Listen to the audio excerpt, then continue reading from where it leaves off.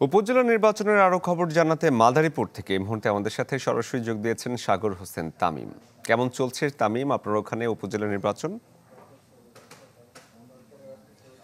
জি আসলে আগামী ২১শে মে কিন্তু মাদারীপুরের কালকিনি উপজেলা মাত্র একটি উপজেলায় ভোট গ্রহণ অনুষ্ঠিত হবে।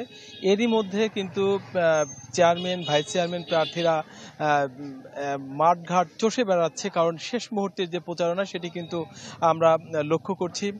তারা কিন্তু বিভিন্ন উন্নয়নের যে প্রতিশ্রুতি সেটি ভোটারদের দাঁড়িয়ে দাঁড়িয়ে গিয়ে তাদের যে বাণী সেটি পৌঁছে দিচ্ছে এবং তাদের পক্ষে ভোট চাচ্ছে। এই কালকিনি উপজেলায় চেয়ারম্যান পদে ৪ জন, ভাইস চেয়ারম্যান পুরুষ পদে রয়েছে ৩ জন এবং মহিলা ভাইস চেয়ারম্যান পদে রয়েছে ৩ জন। এই প্রার্থীরা কিন্তু এই কালকিনি এই পৌরসভার একটি পৌরসভা এবং ১০টি ইউনিয়ন নিয়ে কিন্তু এই উপজেলাটি গঠিত, যেখানে ১,৮৮,০০০ ভোটার কিন্তু ২১শে মে তাদের ভোট প্রয়োগ করবে। ভোটাররা যেটি বলছে, যিনি উন্নয়নে কাজ করবেন, এলাকার জনসাধারণের পক্ষে থাকবেন, জনকল্যাণমুখী কাজে সম্পৃক্ত থাকবেন, এমন সৎ, যোগ্য এবং নিষ্ঠাবান প্রার্থীকে কিন্তু তারা খুঁজে নেবেন। এখানে দল ব্যক্তির ঊর্ধ্বে যিনি কাজ করবে তাকে কিন্তু তারা বেছে নেবেন বলে ভোটাররা বলেছেন।